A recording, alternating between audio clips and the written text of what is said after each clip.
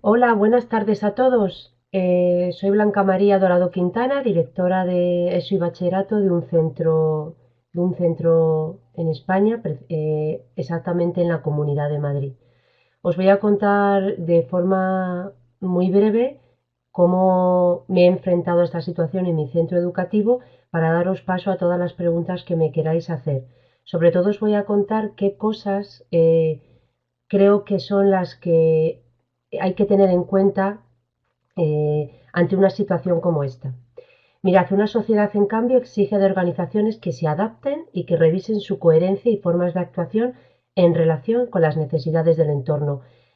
Parece que esta pequeña cita se llena de relevancia en estos momentos, porque las necesidades del entorno se hacen tan importantes que exigen un cambio absoluto en la organización y lo exigen con muy poquito tiempo. Hay que adaptarse y hay que ser coherentes con cómo nos vamos a organizar, porque probablemente nada de lo que estábamos haciendo nos vaya a servir. Y en ese sentido hay que buscar nuevas formas de poder actuar, siempre en relación con la coherencia o la nueva estrategia que se va a desarrollar.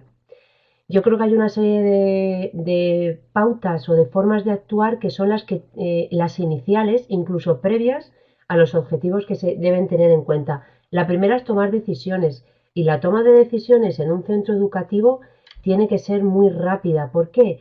Porque esta situación de un día para otro, no más de 24 horas, se han interrumpido las clases, no se han dado pautas iniciales de cómo se debía actuar y han sido los centros los que por propias iniciativas han decidido un poco qué decisión o de qué forma iban a actuar. ¿Qué quiere decir esto? Pues que con los medios técnicos que se tengan, un teléfono, un WhatsApp, una red social, una plataforma virtual, pues se tienen que hacer reuniones rápido los equipos directivos de los centros educativos y ahí tomar las decisiones.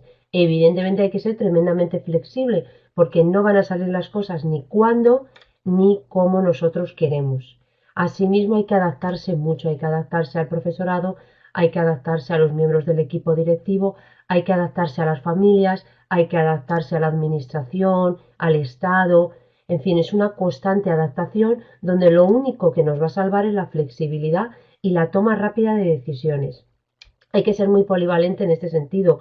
¿Qué quiero decir con esto? Pues que quizá la mera figura del director no tenga cabida. A lo mejor hay que optar por ser docente, por ser director, por ser compañero, por en algunos casos ponernos en el lugar de los padres y esto va a hacer que tengamos que compatibilizar muchos perfiles distintos, que muchas veces son propios del liderazgo y otras veces no.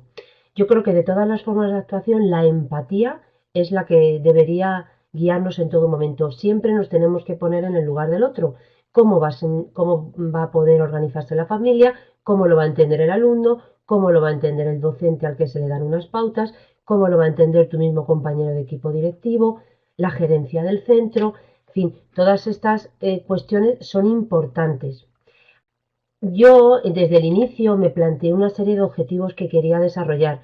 Me los planteé sin tiempo. Aquí la teoría desaparece totalmente. Probablemente hay muchísima bibliografía al respecto y la hay para que un centro se adapte a las nuevas tecnologías, pero la realidad es que aquí no ha habido preliminares de ningún tipo. Ha sido todo muy rápido. ¿Cuáles eran mis primeros objetivos? En el caso de mi centro, ya os hablo en primera persona, pues unos objetivos educativos y pedagógicos. O sea, quería a toda costa poder seguir transmitiendo contenidos, desarrollando los procesos de enseñanza y aprendizaje con mis alumnos. Y, evidentemente, dependiendo del tipo de centro, seguir actuando desde una perspectiva empresarial. ¿Por qué? Porque, evidentemente, los padres, una vez que todo esto termine, valorarán cómo el centro se adaptó, qué les dio el centro, cómo pudieron, digamos, compatibilizar esta situación con lo que estaba ocurriendo. Entonces, es importante que entendamos que nuestro centro educativo también tiene ese matiz empresarial, es un centro dentro de un mercado, hay que tenerlo en cuenta y era importante, pero primero los educativos y los pedagógicos. Era importante para mí mantener los valores de la institución. Si mi centro educativo desarrollaba la atención a la diversidad, pues yo mantener esa atención a la diversidad a través muchas veces de las nuevas tecnologías. Era importante ser líder. No, yo puedo tener miedo o he podido tener miedo y puedo seguir teniendo miedo de cómo se está desarrollando la gestión en mi centro, pero yo tenía que tirar para adelante, ser el guía y evidentemente en ningún momento que, en este caso, el equipo docente, los equipos didácticos y el personal de mi centro, pues lo notasen. Y una cierta exigencia. Esto ha llevado muchísimo trabajo en todos los sentidos, un trabajo a nivel físico, psicológico, en todos los sentidos, y una gran exigencia por parte del equipo directivo siempre. Yo os diría que sois los que más vais a trabajar. Los que más vais a trabajar en los momentos iniciales y en el durante, siempre, constantemente. En estos días festivos en España de Semana Santa nos están dando clases virtuales, pero se están organizando todo lo que va a ser el después. En realidad es una exigencia, no solo en el trabajo, sino en querer hacerlo siempre bien, para que nuestros centros no pierdan su calidad. La competitividad era importante en el sentido bueno, o sea, ¿qué están haciendo los demás? ¿Qué voy a intentar hacer yo? Pero entendedme, con una visión positiva de competitividad, intentando volver a ser los muy buenos, no os iba a decir los mejores, y donde imperase la calidad. Y luego, yo siempre he pensado que qué impacto iba a tener esto posteriormente en la educación. Algunos me lo habéis preguntado cuando os habéis inscrito a esta clase, a esta Open Class, lo habéis preguntado, ¿qué impacto va a tener? Todo lo que hacemos ahora no es solo para el ahora, tiene un impacto. Por ejemplo, un impacto positivo, pues los docentes que han tenido siempre tanto miedo al trabajar las tecnologías, pues evidentemente el verse obligados les ha llevado pues a tener que enfrentarse con ello. Desaparece la zona de confort. No es que seamos cuidadosos con la zona de confort, es que desaparece. ¿Cómo se ha hecho todo esto? Pues con tres bloques. Hay tres bloques que tienen que tener la misma importancia y el mismo peso. Primero, en las comunicaciones en todos los niveles tienen que ser potentísimas. Ahora vamos a ver qué comunicación y con quién. Un buen soporte tecnológico, que no son solo aulas virtuales, aplicaciones, web, programas, grabaciones de... No, se trata también de que detrás de todo lo que hacemos haya una serie de personas que se ocupen de incidencias, que se ocupen de ayudar a las familias, que se ocupen de ayudar a los docentes y luego un acompañamiento. Yo creo que el acompañamiento es decisivo. No podemos decir a nuestros docentes, mañana vas a dar clases virtuales y no estar con ellos en la clase virtual, no estar acompañándoles, no agradecerles, no informarles. No.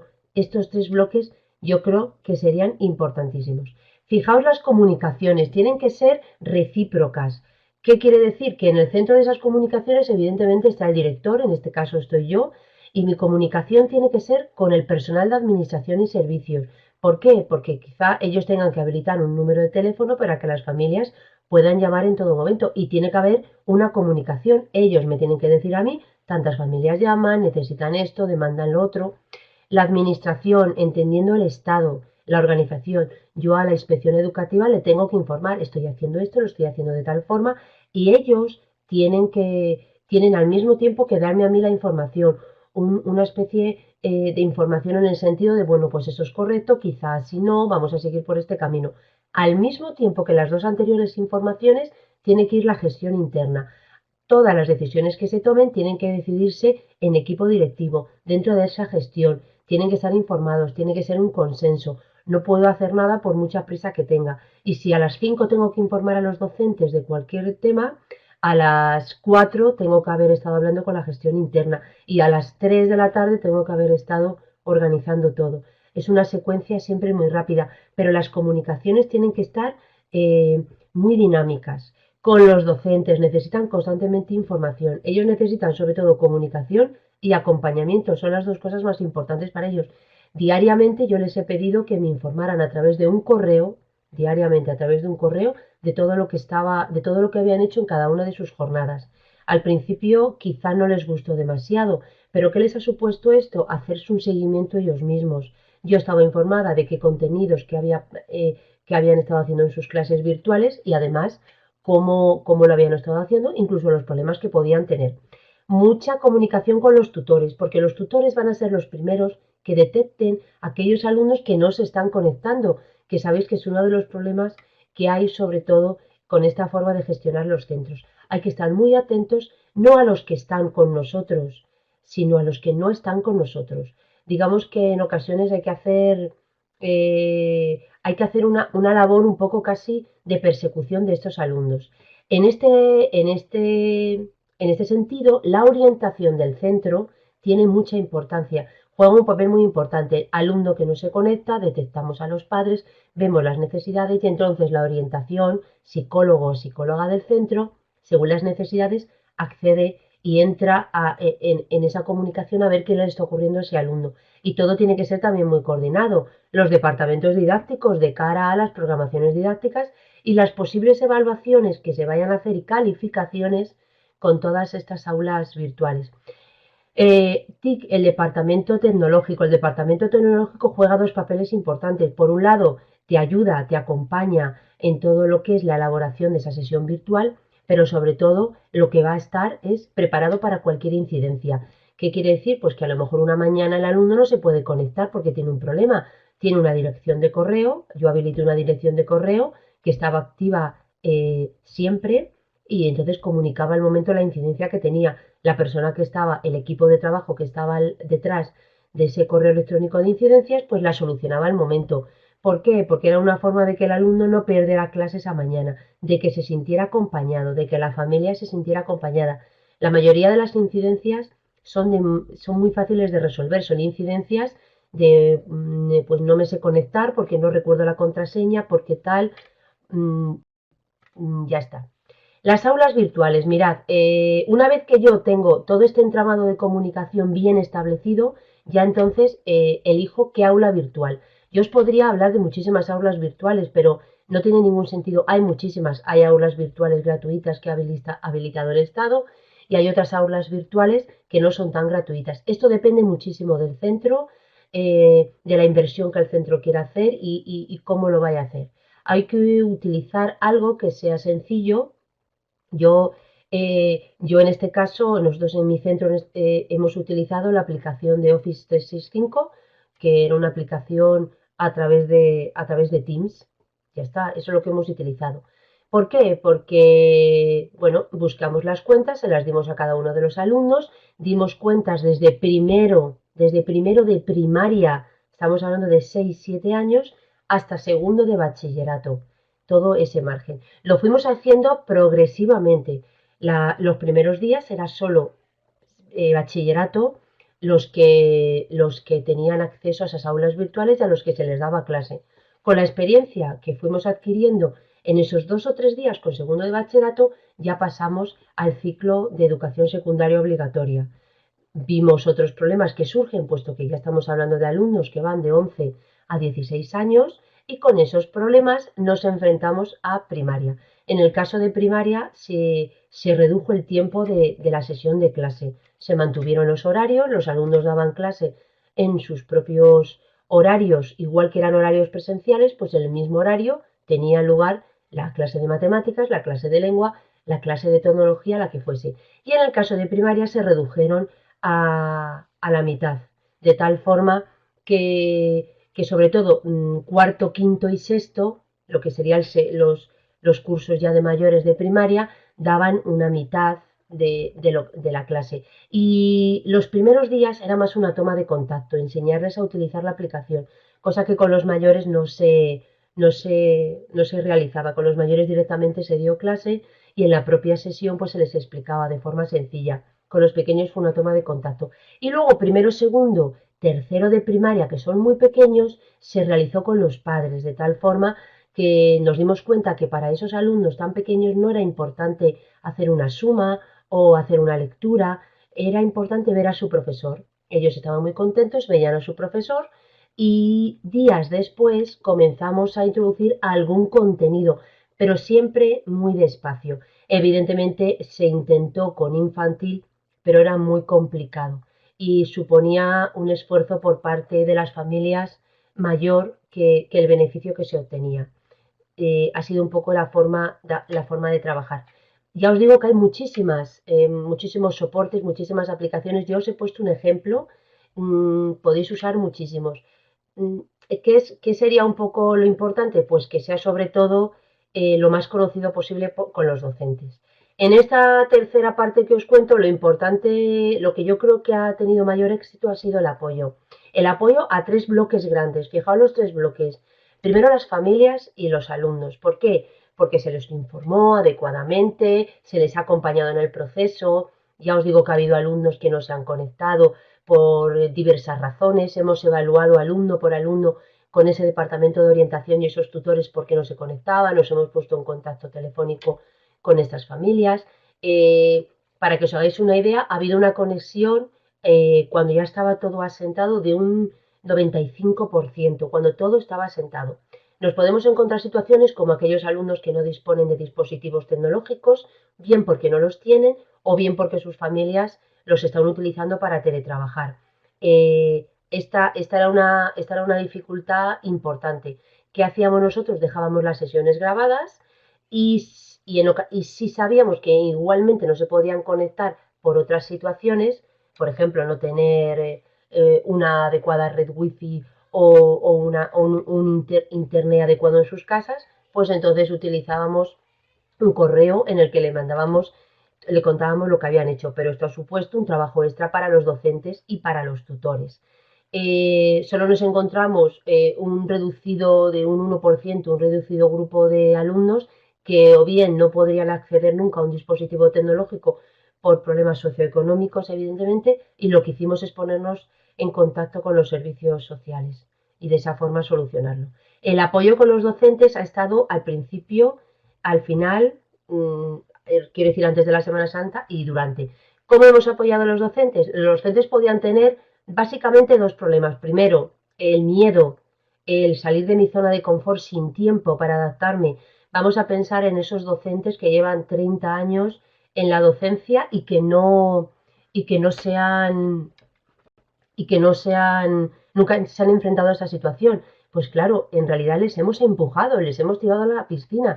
Hay que hacerlo, pues les hemos acompañado. Comenzaba en sus clases y estaba yo en las clases con ellos sin que los alumnos no me viesen o les apoyaba telefónicamente. Los docentes también pueden tener otro problema y es que en sus casas no dispongan de dispositivos tecnológicos. El centro se los ha facilitado. El centro les ha dejado dispositivos que había en el propio colegio para que ellos se pudieran conectar.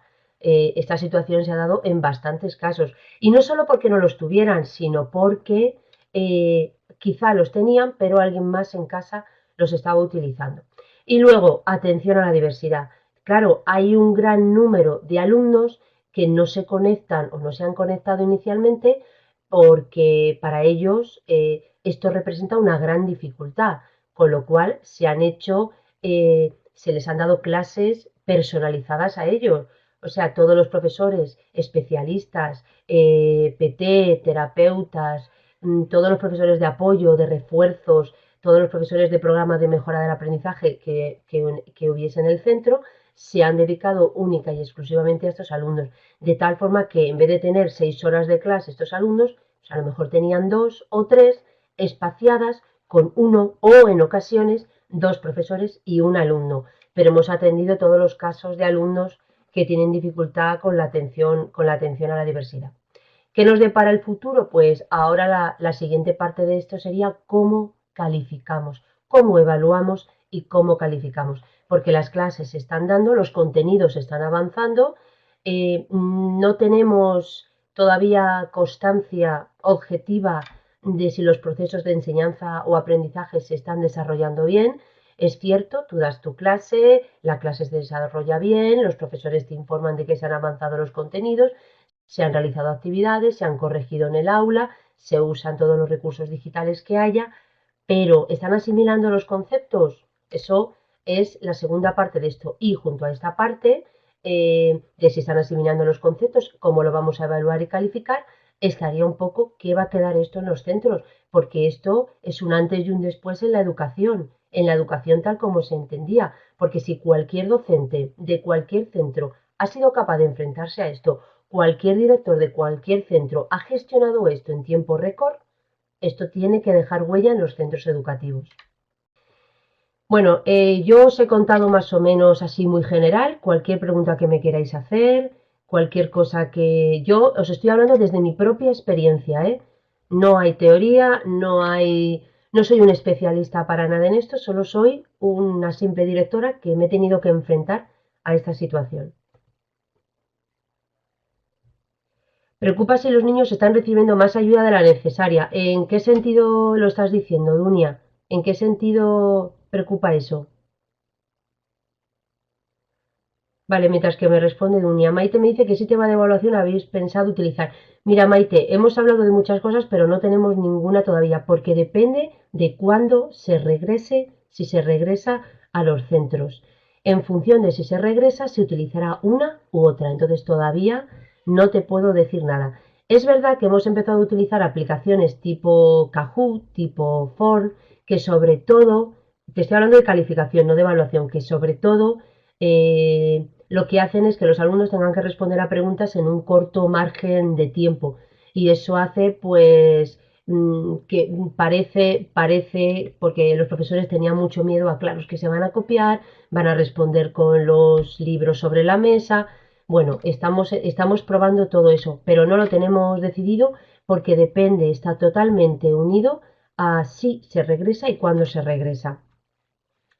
Dunia, o sea que los padres no están haciendo las tareas por ellos mismos. Bueno, es que nosotros intentamos que las tareas se hagan cuando estamos en la clase. Te voy a poner un ejemplo. Yo soy profesora de lengua y de literatura, pues y doy una clase de segundo de bachillerato y hago un comentario de texto con ellos. Pues yo estoy con ellos haciendo el comentario de texto, de tal forma que yo veo quién lo está haciendo y quién no. Estamos evitando, se ha reducido mucho el número de tareas que se envían a casa. ¿Por qué? Porque se están intentando hacer en el aula virtual, sobre todo para no cargar a padres, que era una de las grandes quejas de los padres. Los alumnos no lo han agradecido porque cuando acaba su jornada, ellos ya ven que ha acabado un poco, que tienen la tarde libre, en el sentido de que no tienen ese desbordamiento de tareas que tenían, sobre todo primaria y eso, que tardamos más días en aplicarlo en estas etapas, pues las tareas eran inmensas y los padres tenían que estar detrás para que realizasen las tareas. Les pedíamos que nos enviasen las tareas corregidas. El profesor se encontraba con una multitud de tareas. Entonces, con un aula virtual y trabajando durante la sesión virtual, haciendo que el aula virtual sea muy práctica, desciende el número de tareas, desciende la tensión familiar y se concilia todo muchísimo mejor. A ver, hay muchas preguntas. ¿Cómo lograr que los estudiantes no tienen, logra llegar a los estudiantes que no tienen acceso a la tecnología? Pues Karina, averiguando cuál es el problema que no tengan acceso.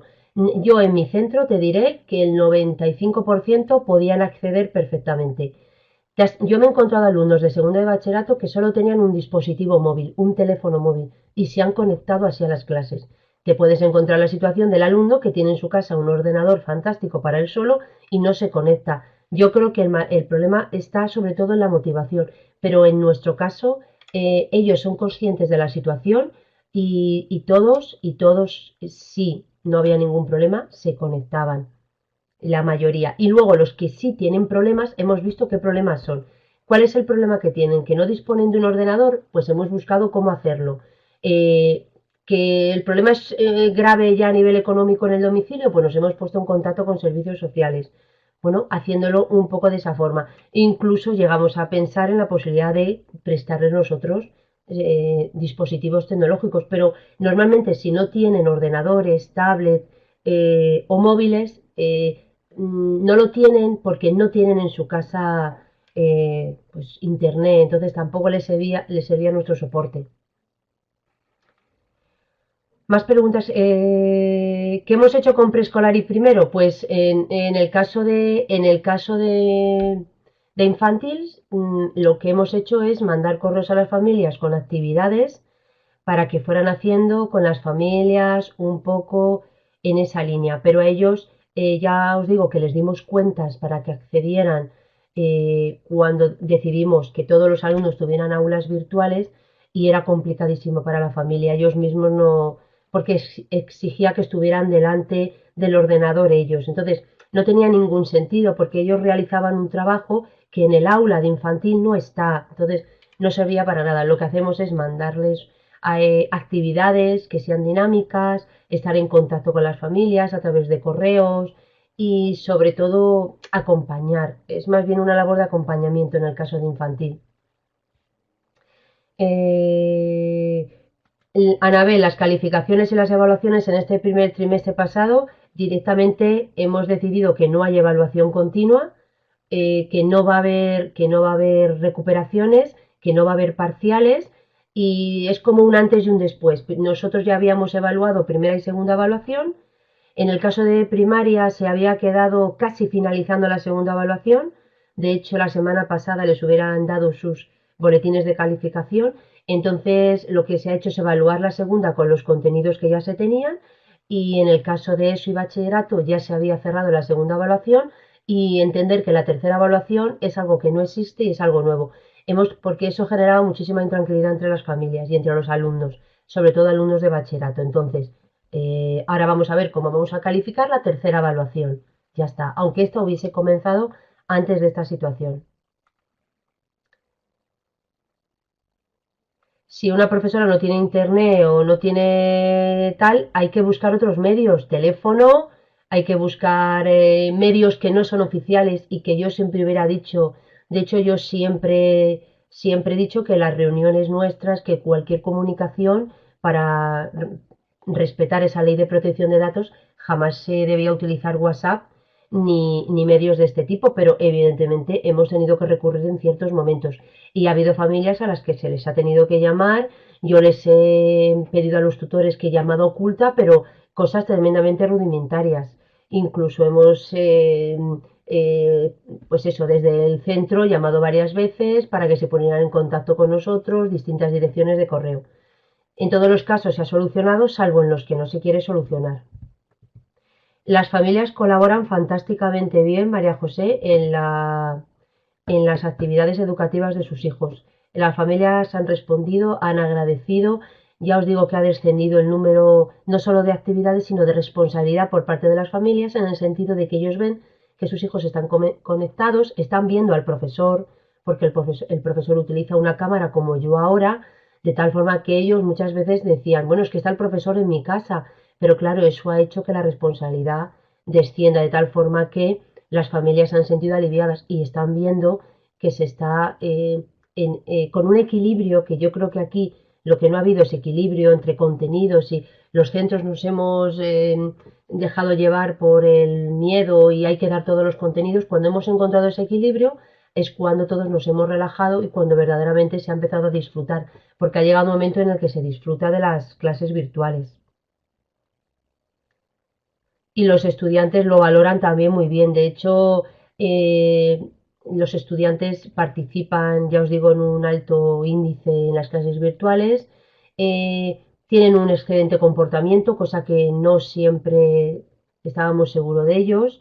Estoy hablando ya sobre todo de etapas de la ESO, tercero, segundo, tercero de ESO. Ellos lo agradecen, tienen además un chat privado para hablar con los profesores. Muchas veces, pues, por ejemplo, hemos felicitado los cumpleaños diariamente, hemos hecho cosas de este tipo que ellos lo que hacen es que estén mucho más cerca de nosotros. Para nosotros ha sido un antes y un después y ellos te lo agradecen muchísimo.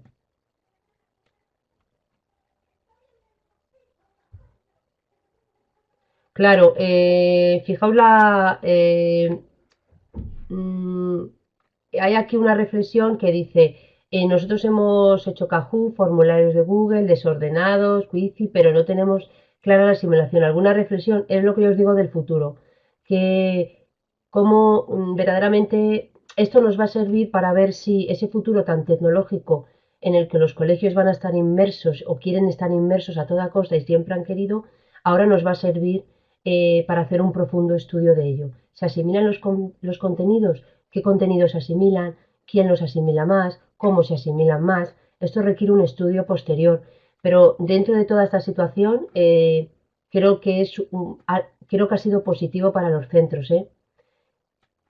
A ver, es prudente cancelar eventos grandes educativos como Feria de Logros con el poco tiempo que quedaría o sería apostarse a mantener este proyectos grandes. Estoy leyendo a Ana Cristina Rodríguez. Ana, nosotros hemos cancelado todos los eventos.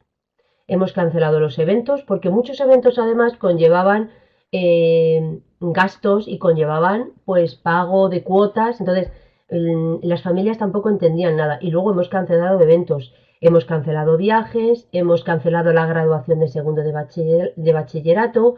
En el caso de que se pueda hacer, se va a hacer de otra forma. Ya no van a ser 100 alumnos o 200 graduándose.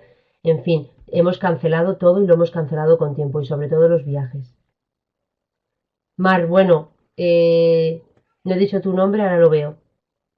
Hacemos pruebas orales con Teams, dice Jesús. Sí, nosotros también hemos hecho pruebas orales con Teams. Y cuando calificas o sea, corriges ejercicios, tú vas viendo si los alumnos, ¿verdad?, han ido asimilando. Tiene que haber mucha evaluación por observación, ¿eh? Hay que calificar mucho por observación. Yo siempre tengo, cuando estoy dando la clase, pues estoy anotando cómo van los alumnos. Y desde la perspectiva de la dirección, yo les pregunto constantemente a los profesores, bueno, ¿cómo veis a los alumnos? ¿Podría dar una calificación? ¿Qué tal han hecho esta actividad? Como ellos me cuentan diariamente qué actividades sí que han hecho, si me dicen, pues hemos estado haciendo problemas de matemáticas, pues entonces el día que tengo reunión con ese departamento, bueno, ¿y qué tal los problemas tal? Ah, pues vi que lo hacían, vi que... O sea, ya está. Más preguntas que me hacéis por aquí. Yo trabajo en infantil.